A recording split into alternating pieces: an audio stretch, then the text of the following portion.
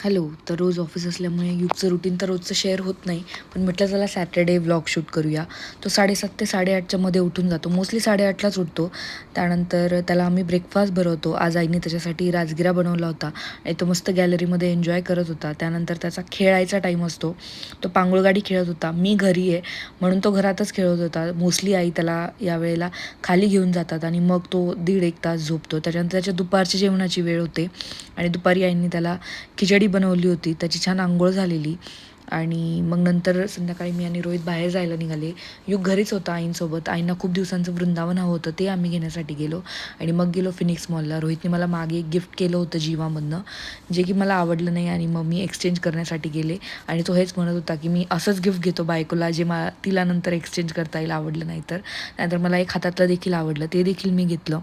तिकडनं मग गेलो आहे मॉलला आणि रोहित त्याची फेवरेट कॉफी घेणार नाही असं होत नाही. सुजाता ते देखील तिथेच होते.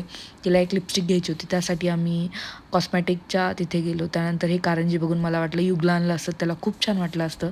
आणि 10व्या बड्डेच्या वेळी आम्ही घरी होतो, कोल्हापूरला होतो, त्यामुळे त्याचा बड्डे झाला नाही. तर त्यासाठी केक घ्यायला गेली आणि माहिती नाही युगला कसं कळतं की मी डेली नसते आणि शनिवार रविवार तो मला सोडतच नाही. त्यानंतर आम्ही त्याचा बड्डे सेलिब्रेट केला.